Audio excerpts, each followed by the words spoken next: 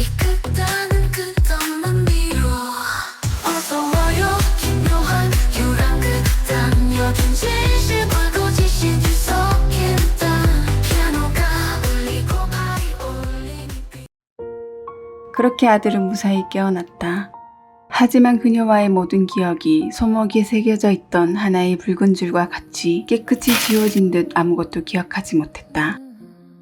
그럼에도 주영은 자신의 선택을 전혀 후회하지 않았다. 그 후 눈을 마주보고 이야기를 나눌 수도 없었고 다치거나 슬픈 일이 있어도 다독여줄 수도 안아주며 토닥여줄 수도 없을 뿐 아니라 자신이 곁에 있는 것조차도 알려줄 수 없었지만 괜찮았고 그저 곁에서 볼 수 있는 것만으로도 충분히 만족했다. 그러나 지내는 동안 꼭 도움이 필요한 순간에만 개입했지만 어느덧 손목에 있던 붉은 줄이 모두 흔적도 없이 사라지자 거기서 오는 서운함과 서글픔은 썩 괜찮지 않았다. 그리 멀지 않은 과거를 회상하며 사색에 잠긴 채 붉은 선이 있던 손목을 아쉬움이 가득한 눈으로 멍하니 내려다보고 있는 주영에게 이미 기회를 놓쳤을지도 모른다는 말에 조급해진 장수가 다급하게 물었다.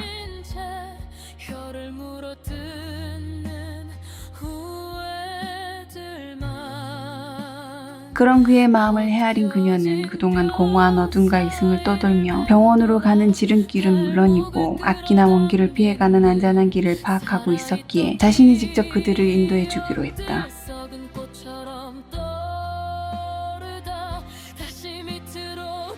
그들은 또 낯선 이로부터 뜻하지 않게 도움을 받게 되자 본의 아니게 폐를 끼치는 것 같아 미안함이 든과 동시에 당장 마주하게 될 낯선 환경에 대한 부담을 덜고 안전하게 갈 수 있게 된 것에 깊은 안도감과 고마움이 들어 진심을 담아 마음을 표했다.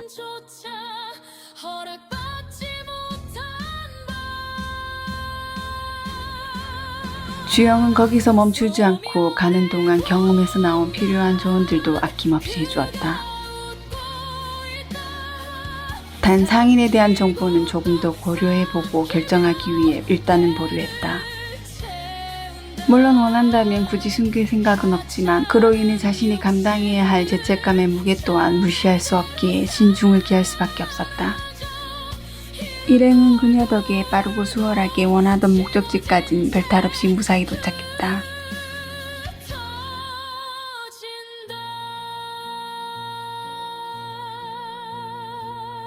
그런데 장수의 심경이 급작스레 변하며 처음 자신이 살아있다는 사실을 접했을 때와 달리 막상 육신에 있는 병실을 코앞에 두고서는 주저하며 안으로 들어서길 꺼리는 듯했다.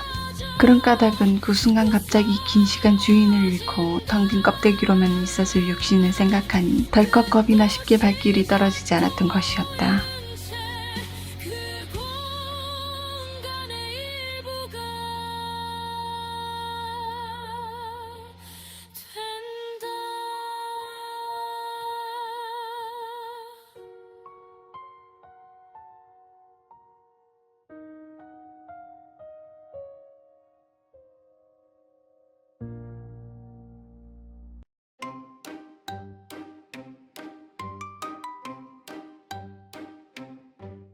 알면서도 또 모르는 척했어 입 꽉 다물고 버티는 장난 그건 그저 부질없는 그녀가 감정 없이 주절거리며 무심히 늘어놓은 말에 삽시간 주변의 공기가 얼어붙고 순간 정적이 흐르다 이내 누가 먼저랄 것 없이 터진 웃음에 사라졌다. 물론 그건 스스로 지각하여 의도했던 건 아니었고 단지 평소 성격이 고스란히 반영된 것이었다.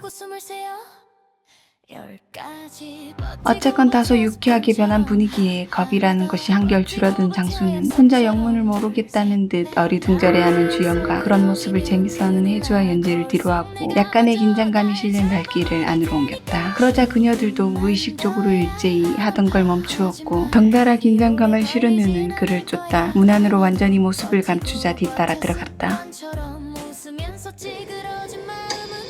들어선 곳엔 들은 대로 영혼을 잃은 육신이 긴 시간의 부재를 증명이라도 하듯 생명의 징후는 거의 꺼져 곧 완전히 사라질 것처럼 희미할 정도로 아슬하게 남아 연장병치에 의존해 겨우 죽음만 면한 채 침상에 가만히 누워있는 것이 보였다. 그 모습은 당장 죽는다고 해도 이상해 보이지 않을 정도였다. 빈 손으로 내 그림자만 밟고 다녔지 빛보다 화상 달아나는 줄도 모르고 헛된 것만 쫓다 점점 멀어진 눈과 귀 굳어버린 마음.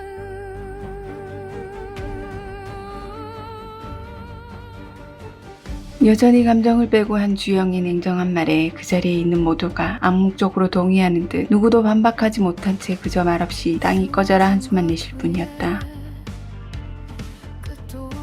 장수는 어느 순간 갑자기 나타났던 희망이 찰나에 사라지는 것에 너무 늦게 온 자신을 탓하며 모든 걸 체념하고 죽음을 겸허히 받아들이며 그녀의 말대로 하는 쪽을 택했고 그 자리에 모두가 그것이 최선이라고 생각하며 수긍했다. 운명을 거스르다 손에 쥔 건 검은 공업뿐 돌아갈 길도 태워버렸지.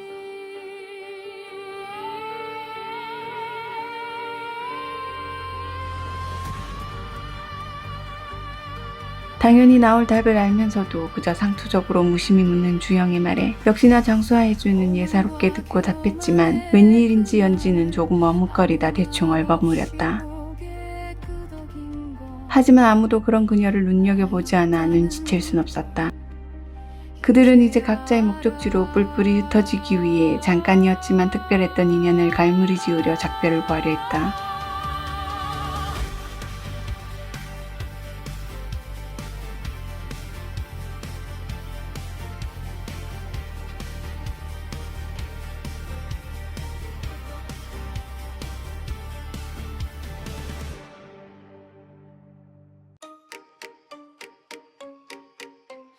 알면서도 또 모르는 척했어. 입 꽉 다물고 버티는 장난, 그건 그저 부질없는 욕심인데 알지. 굳이 안 놓는 이 두 손, 이제 하나 둘씩 이름을 붙여 미련, 기대, 자존심, 체면. 천천히 비우고 또 비우고 다시 비우고 숨을 세어 10가지. 버티고 버텨 습관처럼 하나 더 버티고 버텨 약속처럼 둘셋넷 야와의 약속은. 그녀의 말에 그들은 무언가 깨달음을 얻은가 동시에 무겁게 내려앉아있던 분위기는 다시금 환기되며 덤으로 약간의 뻘쭘한 기류가 가미되었다. 그러자 분위기를 단번에 알아챈 주영이 다시 입을 뗐다. 버텨 습관처럼 웃으면서 찌그러진 맘은 검게 타.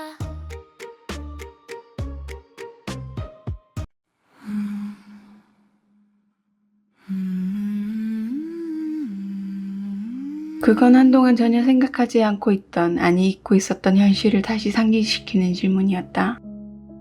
그녀들은 여전히 환생할 마음은 딱히 없다 치더라도 소멸에 잡아먹히는 끔찍한 일만큼은 피하고 싶다는 생각이 들자 벼랑간 찾아든 근심과 신난함으로 인해 낯빛을 굳힌 채 아무런 대꾸도 하지 못했고, 그걸 또 잡아낸 주영이 한심하다는 듯 넌지시 말했다. 멀어버린 눈, 멎어버린 귀, 깨닫지 못한 채로 웃던 나의 입술, 이미 금간 거울 위 비틀린 얼굴. 그저 거칠애로 한 말에 면전에서 이빠른 소리로 화답하는 주영의 무례한 언사에 순간 당황한 혜주와 장수가 어떻게 반응해야 할지 몰라 우물쭈물 진땀을 빼는 사이 어느 면에선 합법이 비등한 연지가 대신 나서 말했다. 입을 다문 욕심, 감사 한 번 못한 채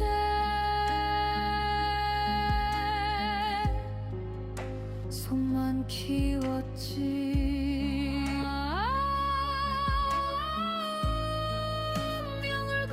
그녀가 솔직한 심중을 털어놓자 주영은 또 자신도 모르게 생각 없이 경우에 어긋나는 실수를 저질렀다는 것을 금세 깨닫고 바로 사과하며 수습하려는 성의를 보였다. 가장 먼저 썩어갔어.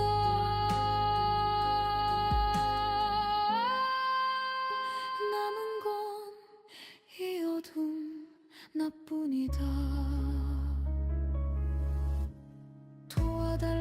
소리치며 되돌려 울리는 건 내 목소리.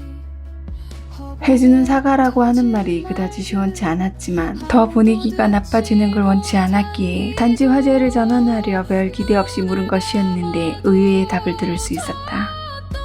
또렷해진다. 내가 버린 것들이 귀를 물어뜯는다. 주영은 잠시 고민하는 듯 망설이다. 이내 본의 아니게 한 실수를 만회하고픈 마음에 상인에 대한 자신이 아는 모든 정보를 낱낱이 알려주며 그가 입을 열게 하긴 쉽지 않을 것이라는 것도 덧붙여 말했다.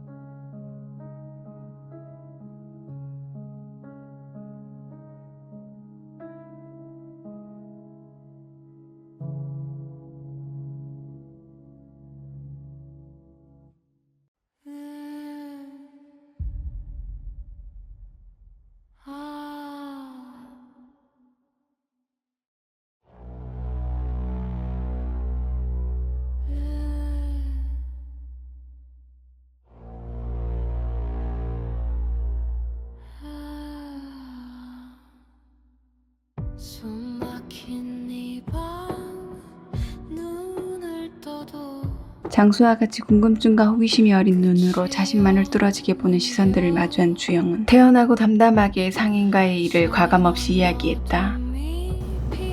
그러는 동안 분위기는 막연히 누군가의 소멸을 말하던 그 어느 때보다 더 어둡고 진지하며 사뭇 엄숙해져 있었다. 비명은 바닥에 눌려 형체도 잃어가 살아있던 말들이 썩은 이빨처럼 빠져. 그녀는 자신으로 인해 또 흐려진 분위기를 애써 바꾸려 하지 않고 그대로 이어 농담처럼 가볍게 진심을 말했다.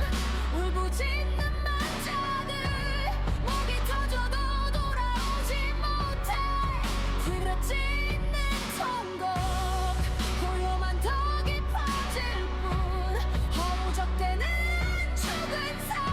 하나 그건 그 자리에 있는 모두에게 해당되는 말로 그들 역시 결국에 가야 하는 길은 다를지언정 당장은 같은 처지였기에 누구보다 서로의 고충을 읽고 이해하기에 충분했다.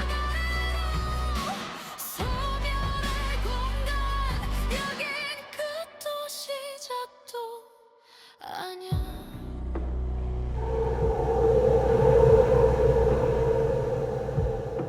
손을 뻗어도 잡히는 건 내 살뿐 무너지는 손톱 뼈가 긁는 바닥 눈먼 그림자. 그렇게 분위기는 또다시 물 흐르듯 흘러 자연스레 환기되며 나름의 평온이 찾아드는 듯했다. 그림자를 검은 침으로 적어가 도망칠 언어도 기도도 다 타버려 숨을 삼키는 순간 나는 나를 잃어가. 여긴 소멸의 공간 시간이 쓸려나간 밤 고통이 굳어져 바닥마다 묻어있는 상처 귀를 찢는 통곡 메아리도 허락되지 않아 허우적대는 죽은 살. 그저 갈 곳과 다시 올 곳 그리고 다시 만날 이들이 있다는 것만으로도 더없이 마음이 편안하고 든든해진 그들은 각자가 가진 목적지를 향해 흩어졌다. 그런데 장수가 기억을 더듬으며 가족이 있을 집으로 가기 위해 막 병원을 빠져나오려던 찰나 그토록 보고 싶었던 아내를 마주하게 되었다.